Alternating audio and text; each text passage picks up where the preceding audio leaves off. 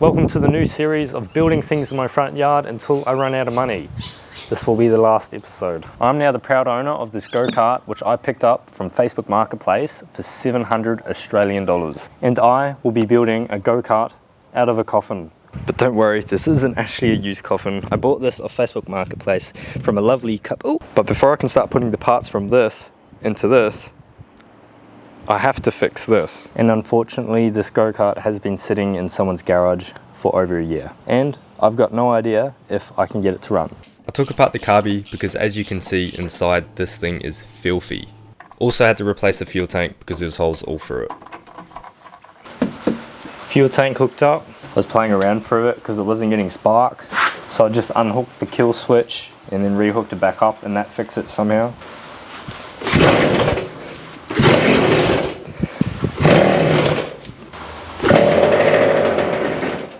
Let's go!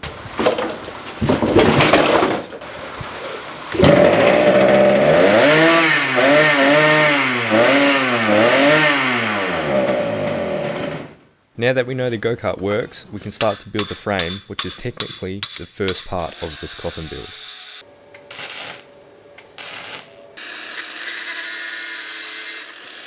We've got this all tack welded. It looks a little bit weird at the moment, but it will make sense later. One day later, the coffin frame is pretty much done. And probably the most important part of the coffin frame is this engine mount right here. So this is the mounts for the actual engine, and that goes on here and slides across perfectly. Now that the frame's all done, I have to replicate this part right here, which holds the axle to the frame. And for that, I need a template, which looks just like this. And this goes right there.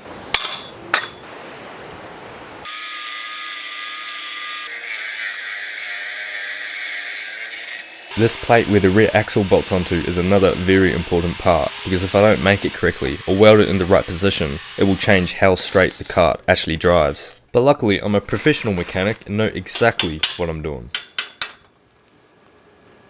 Oh, that looks pretty straight. I also forgot to make room for the rear brake disc, so we have to cut into the frame again to modify it to fit. Yeah, it's not really fitting.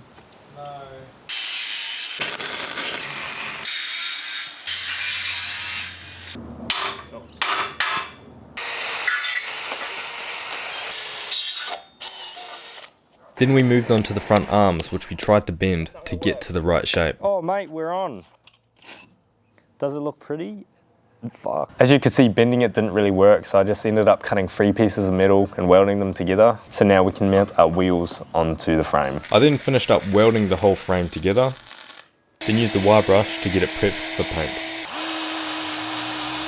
I'm not going to be painting the whole frame, but where it sticks out of the coffin, I'm going to be painting a nice wrinkle finish black.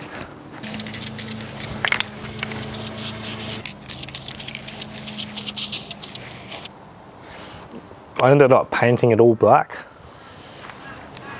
So I'm just now putting the shaft in. I have to line up the bearings with the mounts here. This side's pretty much good, just have to line the caliper up a little bit more. You can see I started to clean this a little bit and did give up. I will come back to it later, but it's not a big priority. And now that the frame is finished, we can start to pull apart the coffin and modify it to fit around the frame itself. Oh. Coming? Yeah, it is. Yeah.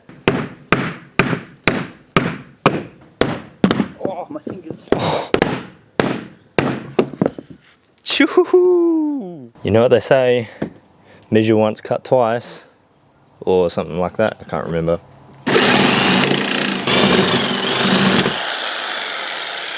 No! If it works, it works.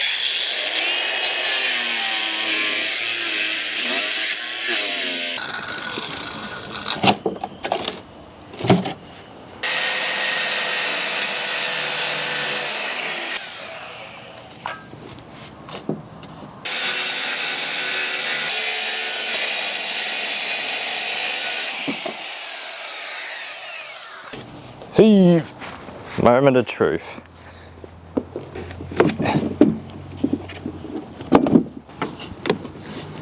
This has to be the coolest thing I have ever made. I'm gonna be honest, I don't know why I built this, but I love it.